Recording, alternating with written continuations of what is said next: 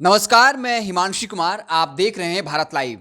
BJP और JDU के बीच तल्खियां लगातार बढ़ती जा रही हैं। खास करके बीजेपी नीतीश कुमार के कानून व्यवस्था पर लगातार सवाल उठाती रही है और इसके लिए हम बता दें कि गृह मंत्रालय पर नजर बीजेपी की शुरू से है।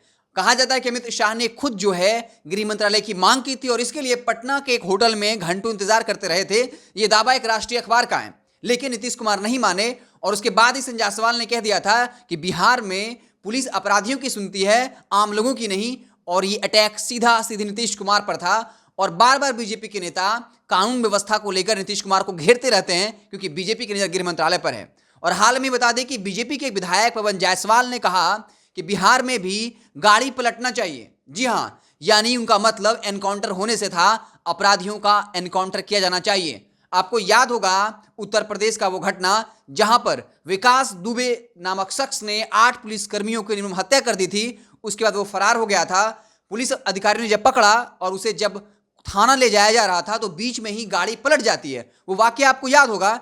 उसके बाद कहा जाता है कि वो भागने की कोशिश करता है और एसटीएफ उसका एनकाउंटर कर देती है। हालांकि वहां पर ये जो आरोप लगा कि विकास दुबे का जो रिश्ता है वो सत्ता पक्ष के नेताओं के साथ था, बड़े बड़े अधिकारियों के साथ था। अगर वो थाना पहुंचता, कोर्ट जाता तो कई लोग जो है वो निशाने पर आ जाते, वो कानून के जकड़न में उनको फंस जाते और इसलिए कहा जाता है विकास दुबे का एनकाउंटर कर दिया गया। खैर, हम अब बिहार के मुद्दे पर आते हैं।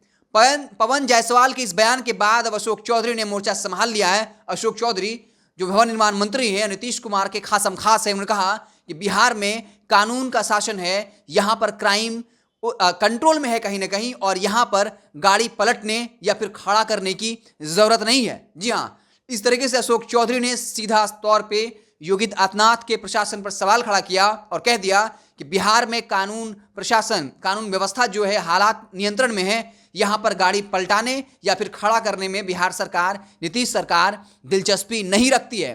तो इस तरीके से कानून व्यवस्था को लेकर, बढ़ते क्राइम को लेकर लगातार जेडीयू और बीजेपी के बीच तनातनी चलती रहती है, बयान आते रहते हैं। और ये बयान सिर्फ पवन जायसवाल का नहीं है। हमने आपको बताया संजय जायसवाल जो बीजेपी के प्रदेश अध्यक्ष हैं, साथ ही साथ कई ऐसे नेता हैं जो बार बार ये आरोप लगाते रहते हैं। मिथिलेश तिवारी, आपको पता होगा, मिथिलेश कुमार बीजेपी विधायक, उन्होंने भी आरोप लगाया कि बिहार में कानून का शासन नहीं है। एक बात हम और आपको बता दें, नीतीश कुमार बार बार चुनाव सभा के दौरान ये कहते पाए जाते हैं कि 15 साल में जंगल राज था। उस वक्त जो है बहु बेटियां घर से बाहर नहीं निकल पाती थी और हम जब आए तो कहीं ना कहीं कानून का राज स्थापित किया और आम लोगों में आज कहीं ना कहीं ये धारणा है और नीतीश कुमार इसी वजह से महागठबंधन का डर जो है लोगों में पैदा कर देते हैं और वो कहते हैं कि हमारे राज्य में कानून का शासन है। लेकिन अब लगातार बीजेपी नीतीश कुमार के उस छवि पर अटैक करती है कि आपके वक्त में भी कानून व्यवस्था ठीक उसी तरीके से हो गई है जैसा पहले हुआ करता था। और आपको याद होगा आरसीपी सिंह बार बार कहते हैं